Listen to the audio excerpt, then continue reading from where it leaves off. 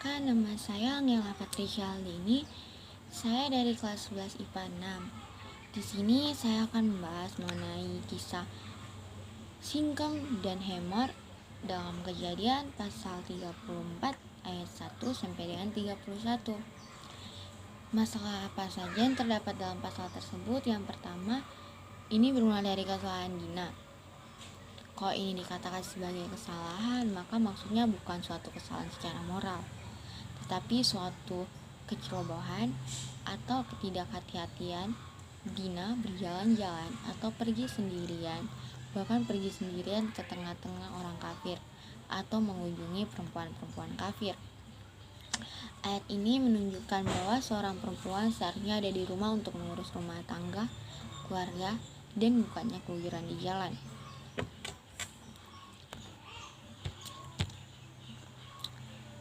Bagaimanapun soalnya seorang gadis pergi malam-malam, pergi sendirian ke tempat sunyi atau daerah rawan, mengenakan pakaian yang merangsang dan lain sebagainya. Tetapi kalau terjadi perkosaan, jangan pernah menyalahkan atau memarahi gadis itu. Dina diambil kembali tetapi tidak dimarahi atau dihukum.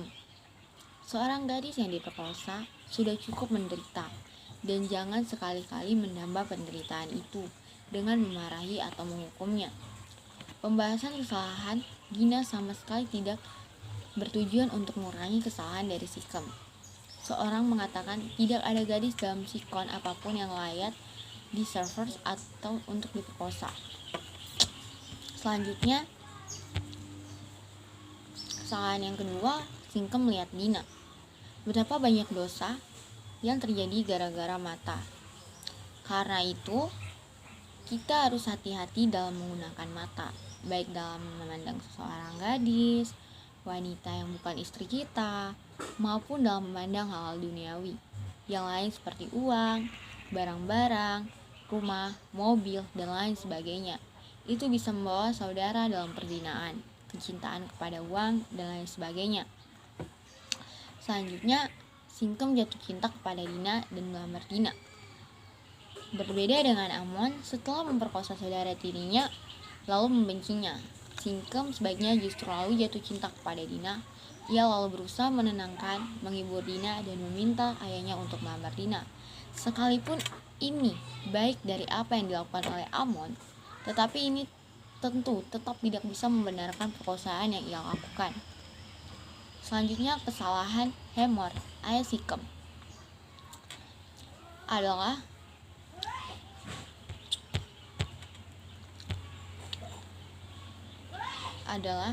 ia tidak memarahi atau menghukum anaknya, tetapi menuruti saja kemauan anaknya dan melamarkan Dina untuk anaknya. Ada banyak anak yang menjadi rusak gara-gara orang tua yang tidak berani memarahi atau menghukum mereka pada waktu mereka bersalah. Jangan menjadi orang tua seperti itu. Tirulah Bapa di surga yang tidak segan-segan mengajar kita sebagai anak-anaknya pada waktu memang dibutuhkan. Bandingkan dengan Amsal 13 ayat 24 yang berbunyi, siapa tidak menggunakan tongkat benci kepada anaknya, tetapi siapa yang mengasihi anaknya mengajar dia pada waktunya. Kesalahan lain dari Hemor dan Singkem adalah bahwa mereka tidak mengaku salah ataupun meminta maaf kepada Dina dan keluarganya. Setiap saudara sadar bahwa saudaranya bersalah kepada seseorang, termasuk pada anak saudara, pegawai, pembantu saudara, dan lain sebagainya. Maulah mengaku salah atau meminta maaf, karena meminta maaf itu adalah suatu hal yang menurut saya suatu hal yang baik gitu. Karena dengan minta maaf kita dapat menyelesaikan sebuah masalah dan tidak akan terjadi kesalahan yang besar gitu, permasalahan yang lebih besar. Ini aneh karena sekalipun nama Israel sudah diberikan kepada Yakub dalam Kejadian 32 ayat 28, tapi nama Israel itu belum digunakan baik bagi tempat itu maupun bagi keturunan Yakub. Sampai lama sesudah peristiwa ini, karena itu ada yang menerjemahkan agen Israel terhadap Israel, di mana kata Israel menunjukkan kepada Yakub. Selanjutnya, sikap Yakub dan anak-anaknya. Pada waktu Yakub mendengar tentang peristiwa itu, anak-anaknya tidak ada di rumah. sehingga Yakub mendiamkan saja persoalan itu sampai mereka pulang. Sudah pasti itu pun sedih dan marah, tetapi ia bisa menguasai diri. Ini sesuatu yang harus dipuji dari Yakub. Kalau kita bertindak pada saat marah, maka biasanya kita melakukan hal yang bodoh. Adalah bijaksana kalau kita bisa menunda tindakan itu dan baru bertindak setelah kemarahan itu reda. Pada waktu anak-anak Yakub pulang dan mendengar peristiwa itu, mereka menjadi sangat marah. Sampai di sini mereka sebetulnya tidak salah. Marah menghadapi hal seperti itu adalah wajar dan bahkan harus ada di dalam diri orang percaya. Selanjutnya, perwujudan kemarahan anak-anak Yakub khususnya Simeon dan Lewi. Mereka menjawab Sikem dan Hamor dengan tipu muslihat. Bahkan Sikem dan Hamor adalah orang brengsek yang tidak berarti bahwa anak-anak Yakub berhak atau boleh melakukan tipu daya seperti ini. Pada waktu saudara menghadapi orang yang tidak layak mendapatkan kejujuran saudara, sadarilah bahwa Tuhan tetap layak mendapatkan kejujuran saudara itu. Jadi tetaplah jujur, bukan demi orang itu tetapi demi Tuhan. Mereka berkata bahwa mereka tidak boleh kawin dengan orang yang tidak bersunat. Sebetulnya kata-kata ini benar kalau mereka tidak mengucapkan sebagai tipu muslihat. Tetapi jelas bahwa di sini mereka mengucapkan sebagai tipu muslihat. Di sini jelas salah karena mereka menggunakan nama Tuhan, agama, sakramen sebagai tipu daya untuk membunuh orang. Janganlah saudara menggunakan nama Tuhan, firman Tuhan, agama, gereja, dan lain sebagainya sebagai tipu daya. Hati-hati supaya saudara tidak tertipu oleh orang yang menipu dengan menggunakan nama Tuhan, firman Tuhan, gereja, agama, dan lain sebagainya.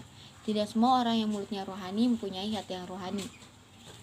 Mereka berkata bahwa kalau Hamor, Sikem, dan semua rakyat mereka disunat, maka bolehlah Sikem mengawini Dina. Ini salah.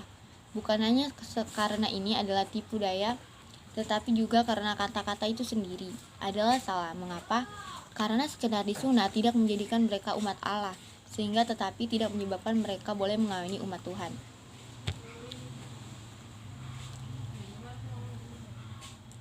Ternyata Hamor dan Sikem termakan tipu muslihatnya itu dan menyetujui usul itu, demikian juga rakyatnya. Ayat 18-24. Kebodohan Hamor dan Sikem adalah mau pindah agama dan demi pernikahan inilah adalah orang yang jelas tidak menghargai agama atau kerohanian. Kalau ada orang yang demi menikahi saudara mau pindah agama, sadarilah ia adalah orang yang justru tidak menghargai agama atau kerohanian. Pindah agama hanya sah atau benar kalau orang itu pindah agama karena yakin bahwa agama yang baru lebih benar dari agama yang lama. Kata-kata Hamor dan Sikem kepada rakyat ayat 20-24 adalah setengah kebenarannya yang dicampur dengan dusta, karena mereka tidak menceritakan bahwa tujuan utama penyunatan itu sebetulnya adalah supaya Sikem bisa mengawini Dina. Sebaiknya mereka berkata bahwa itu memberi keuntungan kepada rakyat. Penggede sering memberi usul seakan-akan demi kepentingan orang banyak, tapi menyembunyikan kepentingan diri sendiri. Sebetulnya mereka tujuan utama. Kalau saudara menjadi penggede, baik di dalam pemerintahan, perusahaan, ataupun gereja, jangan bersikap seperti itu. Selanjutnya, sikap Yakub terhadap Simeon dan Lewi. Ada orang yang menyalahkan sikap Yakub ini karena ia memarahi anak-anaknya bukan karena menganggap bahwa tindakan itu menyakiti Tuhan, melanggar firman Tuhan, tetapi karena tindakan itu membahayakan Yakub sekeluarga. Tetapi kalau dilihat dalam Kejadian 49 ayat 5-7, terlihat bahwa Yakub mempunyai sikap yang keras terhadap kemarahan dan pembunuhan yang dilakukan oleh Simeon dan Lewi. Kesimpulan, sekalipun anak-anak Yakub, khususnya Simeon dan Lewi, mempunyai alasan yang benar untuk marah, tetapi karena perwujudan kemarahan itu terlalu berlebihan, maka mereka dikecam seperti dikatakan oleh Pulpit Commentary. A just cause for anger does not exist. Penyebab yang benar dari suatu kemarahan tidak memaafkan kemarahan yang berlebihan.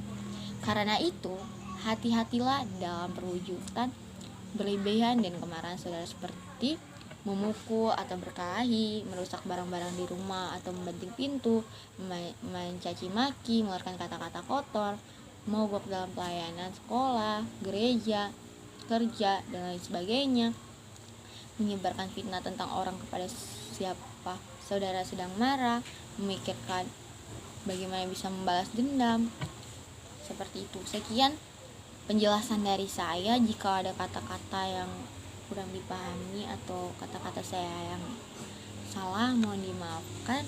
Lebih dan kurangnya saya minta maaf. Terima kasih.